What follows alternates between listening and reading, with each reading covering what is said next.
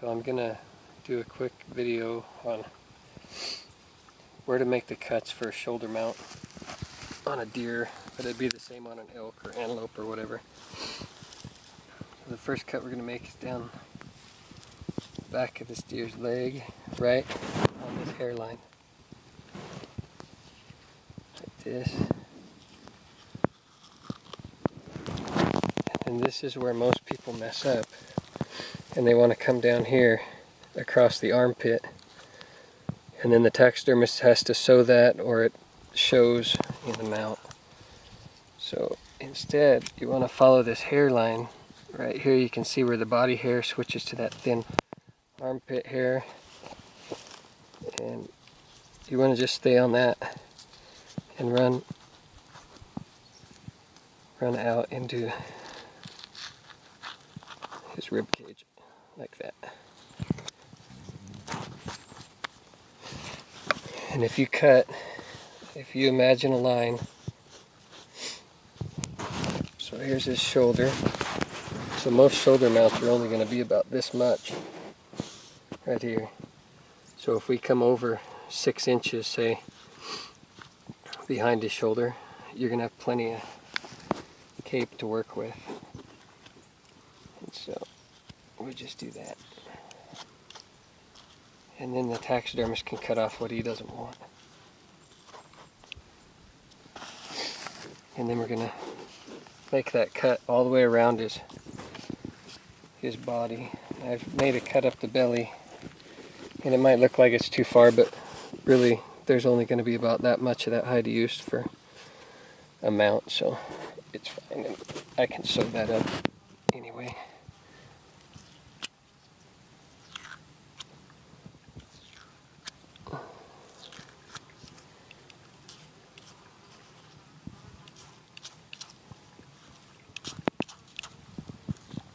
Just keep your blade right on that skin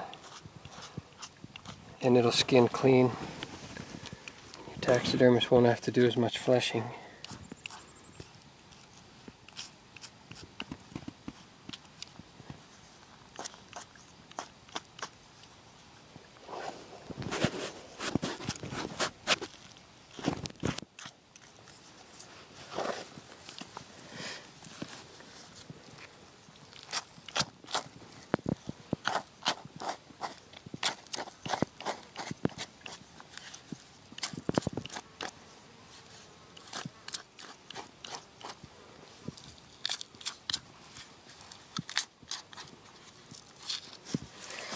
And then if you just cut around his leg right here, we won't use any of that in a mount anyway, but you're going to take it off when you break the deer down. The rest of the way, we're breaking this deer down using a gutless method. We won't gut the deer at all, so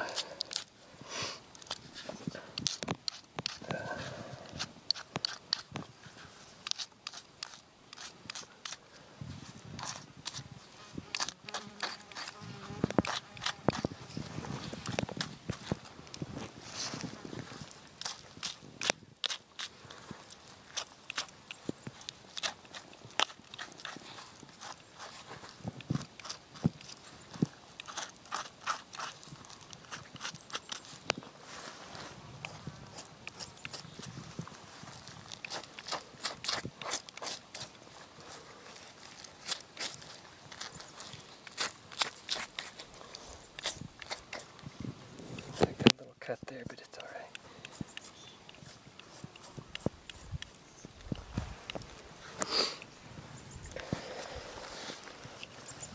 I'm going to do this side. So we'll do the same on this one.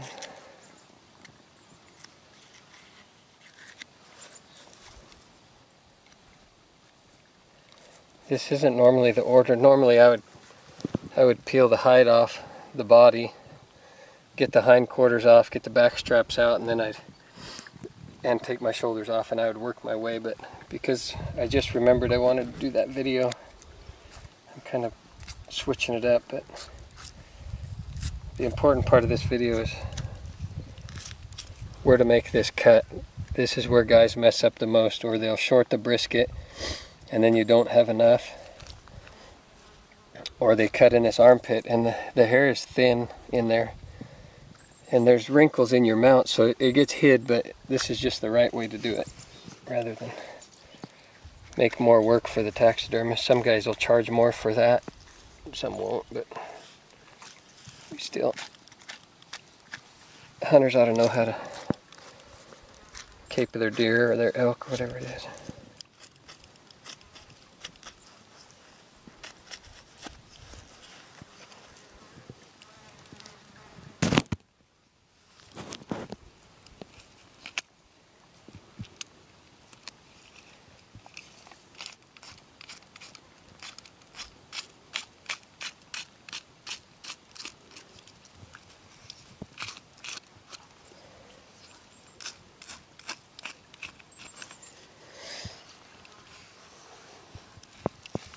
You want me to set it down? Yeah, it's fine. So,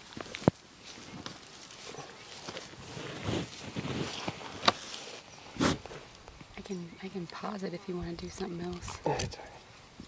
So I'm just making this cut the same way I did, just going across the side. We're not going to use any of that hide. The only reason it's important is to keep the elbow or the armpit from getting all cut up.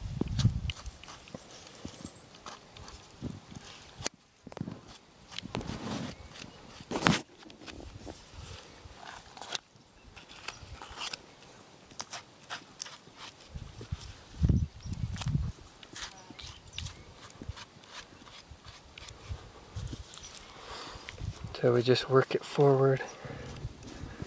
And the brisket is kind of hard to skin. It's got a lot of fat that's right. It really sticks to the skin, so it's easy to cut a hole in the brisket. But like I did up here, wherever I did, right there. But it's not a big deal. It'll sew up, and that's probably even off the form on the mount anyway.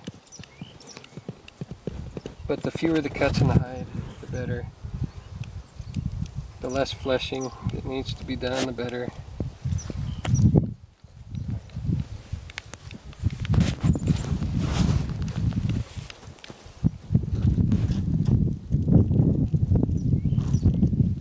It's quite a vein.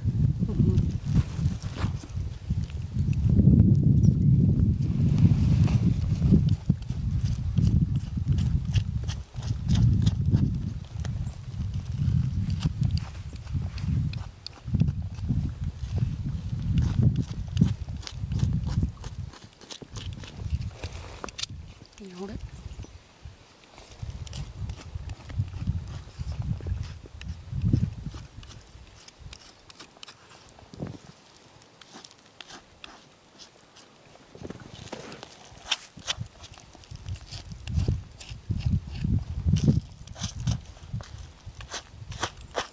Alright, go ahead. We'll pause this and then we'll come back.